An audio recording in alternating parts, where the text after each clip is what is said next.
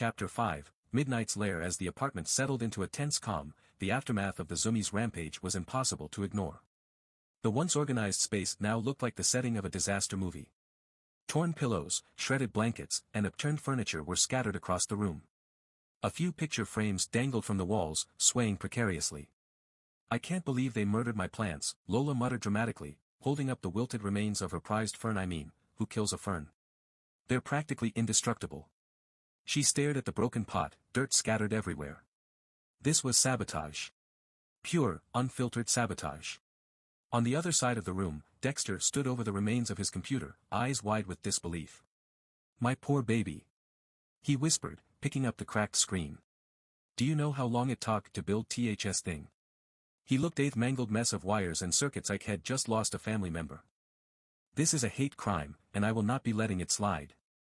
Bella, scrolling through her phone while standing in the middle of the mess, didn't even bother to look up. "Guys, it's not that bad. At least we didn't die." Chip, standing by the door and peeking out cautiously, added, "She's right. Considering what just happened, we got off easy. The Zoomies could have leveled this whole building." "Bro," Dexter sniffled, "my super sweet computer."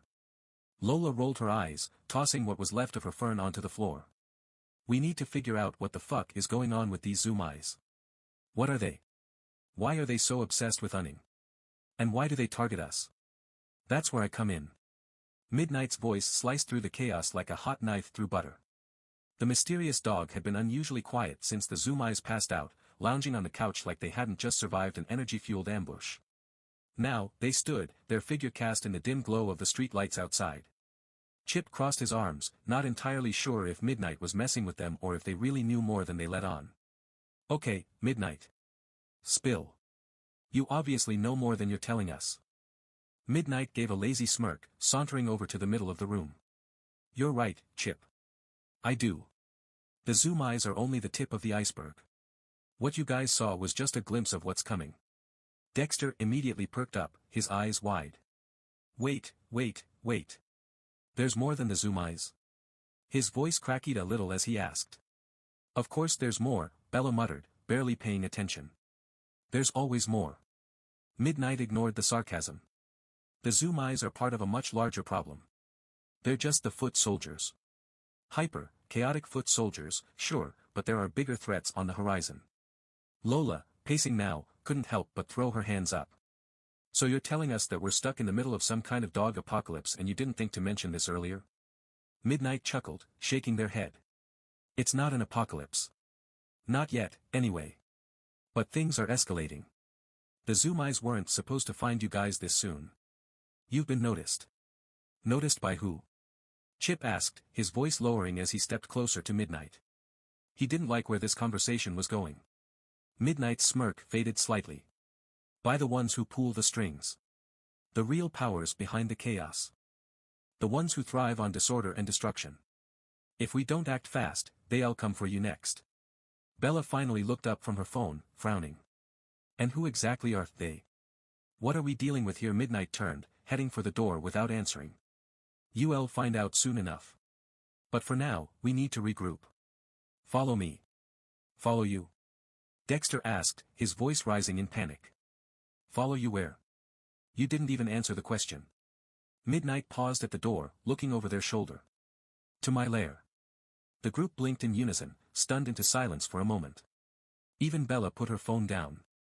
"You're what?" Chip asked, his brow furrowed. Midnight smiled. "My lair. It's safe, secluded, and the only place where we can come up with a plan that might actually work." Wait. Dexter said, stumbling over his own words, "You have a lair? Like, an actual secret lair?" Midnight rolled their eyes. "Well, duh. Where do you think I hang out when I am not saving your tails from the sun and its tantrums?" Lola crossed her arms. "You seriously expect us to just follow you to your secret lair? Like we're supposed to trust you?" Midnight sighed, turning to fully face them. "Look, I get it. You barely know me. But LV been through this before, and if we stay here, we're sitting ducks. The Zoomies will come back. Others will come, too. And they'll be worse. Much worse." Bella squinted. "Worse than the Zoomies?" Midnight nodded. Much worse. The kind of dogs that make the Zoomies look like puppies playing tag. Chip exchanged a glance with Lola, WH0 frowned.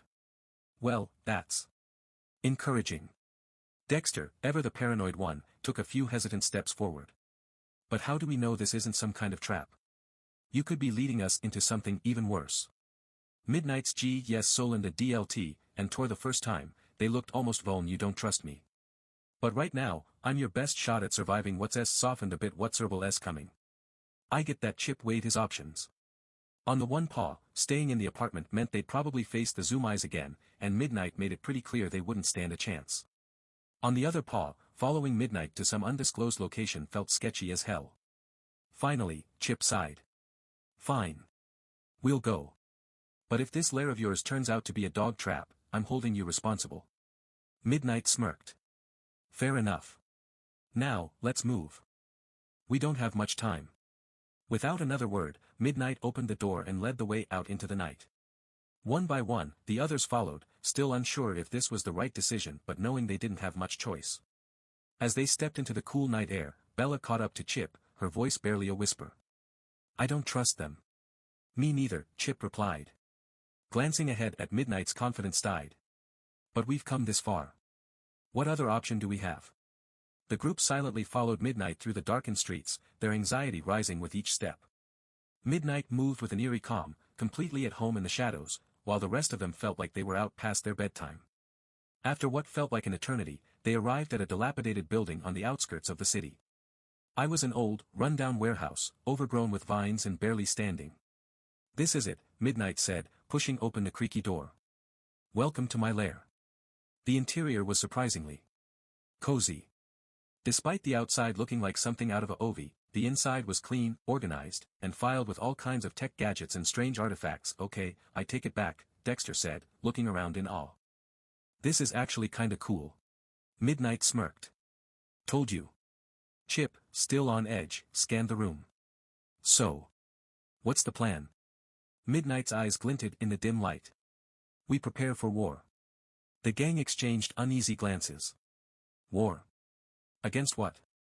As Midnight moved deeper into the lair, the weight of what was coming settled heavily on all of them. Whatever Midnight was hiding, it was only a matter of time before the truth came to light.